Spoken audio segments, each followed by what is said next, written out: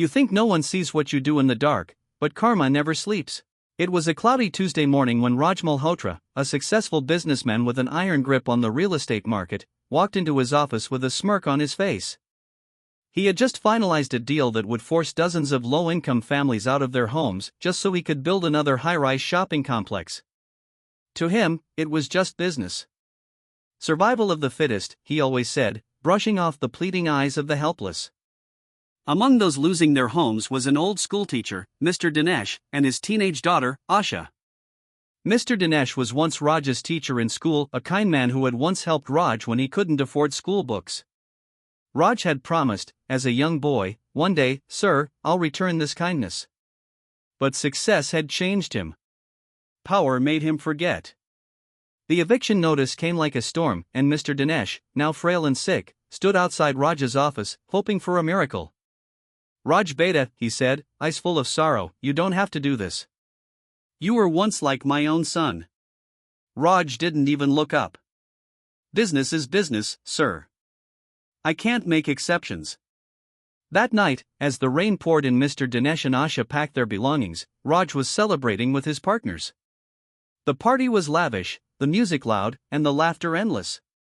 But deep inside, something felt hollow. Over the next few months, things started going wrong. Investors pulled out without warning. One of Raj's most trusted employees was caught in fraud, dragging the company name through the mud.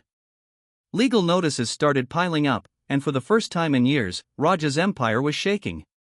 Slowly, he watched the skyscrapers he built start to collapse, one deal after another. Still, Raj didn't make the connection. He blamed the economy, the market, everyone but himself. Then came the accident. One rainy night, while driving to a meeting, Raj's car skidded off the road. He woke up in a hospital with a fractured leg and a long recovery ahead. His phone was silent, no visitors, no friends.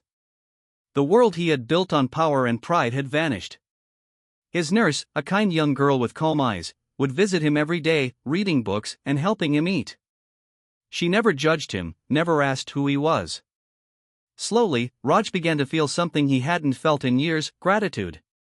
One day, the nurse brought an older man in a wheelchair to meet Raj. It was Mr. Dinesh. Raj froze. "You remember me now," the old man said gently. "This is my daughter Asha.